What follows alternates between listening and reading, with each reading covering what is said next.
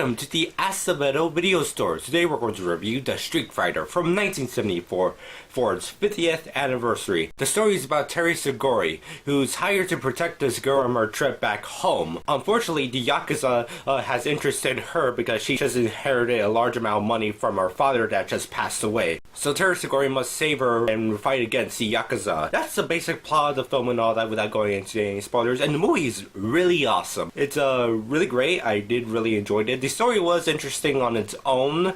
The action scenes are really well done. Sonny Chiba has a great screen presence. And the editing with the fight scenes are I actually kind of liked it and all that because most of them are played in long shots instead of cutting to close up. It only cuts to close-ups to a few times, but they feel like they're reserved in a way or it was necessary to cut a close-up and all of that. It looks all great because of the cinematography, which is really well done.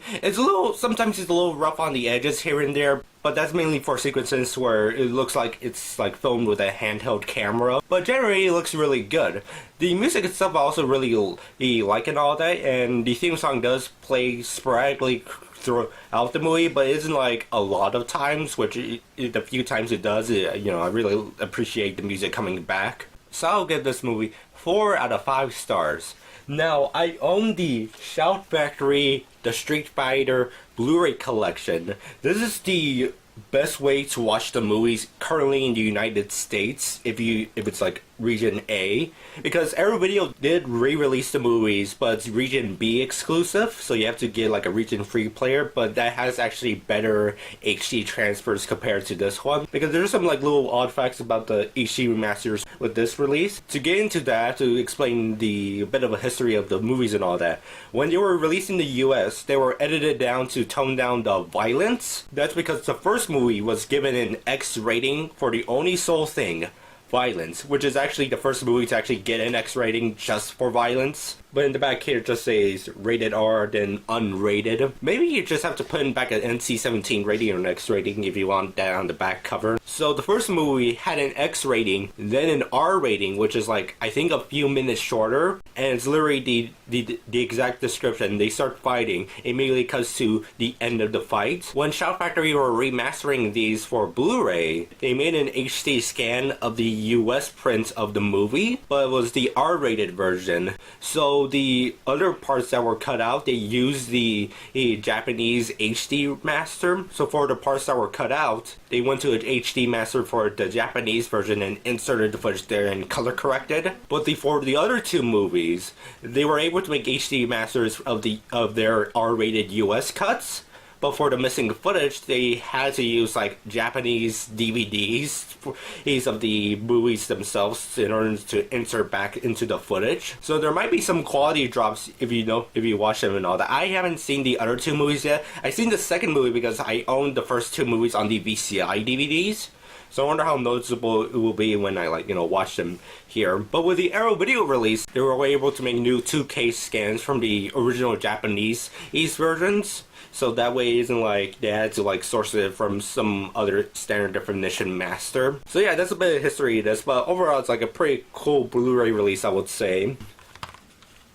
See, we got this a little box out, and you get the movies on Blu-ray disc. It's the same back cover and all them. All the three movies come on their own separate disc and all that.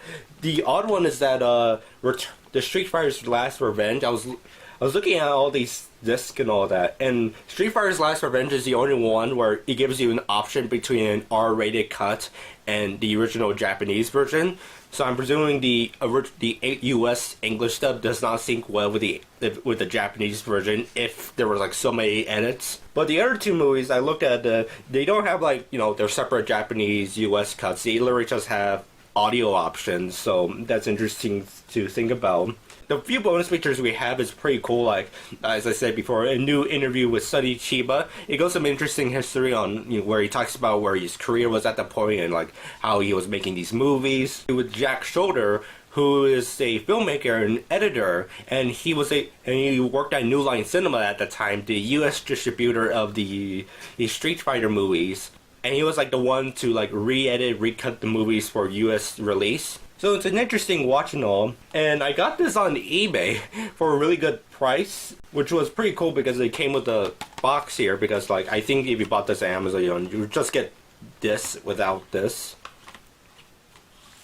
So it's like pretty cool to like have them. I also want to mention that that I did watch the Japanese version of the movie and the English dub version, because like for a while I only just watched the English dub version because literally that's what the only available option I had on the VCI DVD. But watching the Japanese version was quite interesting because like you can like there's several dialogue changes that were made for the English dub. For example, the English dub, there's this one line dialogue where Terry says like, "Now I know who runs the Yakuza here."